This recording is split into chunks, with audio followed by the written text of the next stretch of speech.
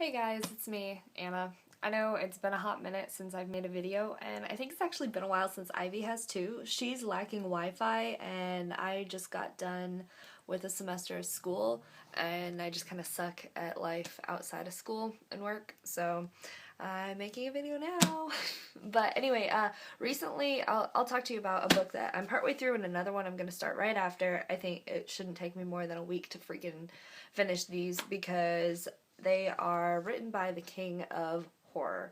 And, okay, the new king of horror. I don't want to discredit Poe or Lovecraft or any of my old faves, but they're by Stephen King. I grew up watching Stephen King's movies with my mom, great decision, and reading his books as I got older. The one that I am partway through is Dreamcatcher, and I thought, yay, great winter read. It's set far north. It's in the winter. It's got that supernatural tribal feel to it. That's the whole idea is, let me see.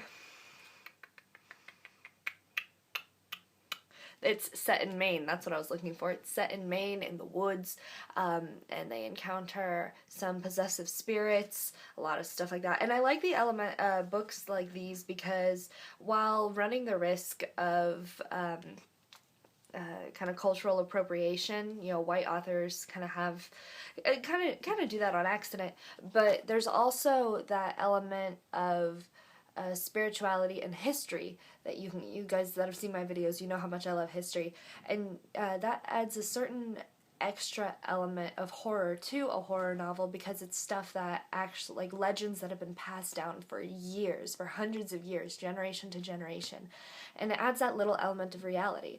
For those of you that are fans of Supernatural, that's a big reason that show has that great psychological aspect of horror to it, even though it's not really a jump scare, scary type show. All of the myths myths and legends and monsters that they fight come from real historic myths and legends from cultures all over the world, which is one reason I love it. And that's why I really like Stephen King's Dreamcatcher. I'm not very far into it, less than halfway, but so far, and his writing for characters is beyond comparison. It just, in the first few paragraphs, you see the different personalities of the five main characters so well. You just get into their heads, and that's something else I can really appreciate, especially in a horror novel when you really want to feel like you're there with the people. Now, the next book I plan on reading by him, that I'd like to get done by the end of the, not the end of the year, but by the end of January, is Skeleton Crew.